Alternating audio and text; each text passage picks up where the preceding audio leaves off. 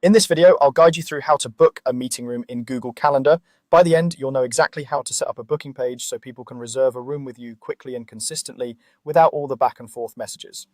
Let's start from the very beginning. Open your web browser and go to calendargoogle.com. Make sure you're signed in with the account you want to use for your bookings, typically your work or school account. Once the calendar loads, you'll see your usual calendar view with days, weeks, and events. On the left-hand side of the screen, look for a section called Booking Pages. Depending on your layout or screen size, you might need to scroll a little down the left sidebar to find it.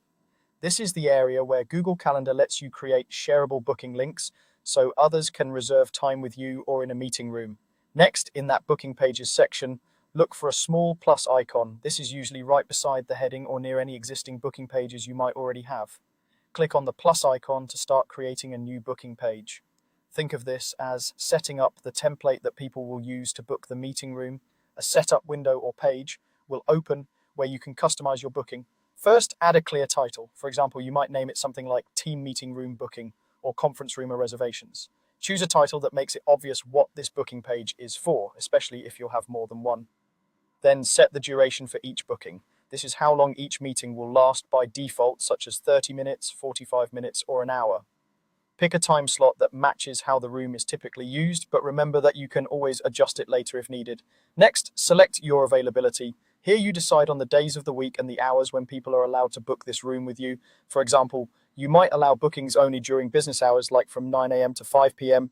You can also block off specific times if there are periods when the room should not be booked. You'll also choose which calendar this booking page is connected to. This is important because the room reservations need to appear on the correct calendar so they don't conflict with your other events. Select the calendar that belongs to the meeting room or to your main work schedule, depending on how your organization is set up. Once those details look good, click Next to move on. On the next screen, you'll see options for location and conferencing. Here, specify where the meeting will take place. You can choose a physical room name or location, and if you want, you can also add a video conferencing option, such as a video meeting link. This is helpful if some people will join remotely while others are in the room. After setting the location and conferencing, scroll to the section where you can add a description and adjust the booking form. In the description box, you can add helpful information like room rules, equipment details, or any instructions guests should know before the meeting. Then review the booking form fields. You can decide what information you want to collect from people when they book, such as their name, purpose of the meeting, or any notes.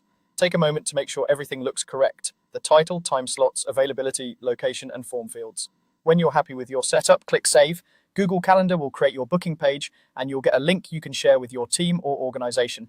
From now on, anyone with that link can easily book the meeting room based on the rules and schedule you just set up.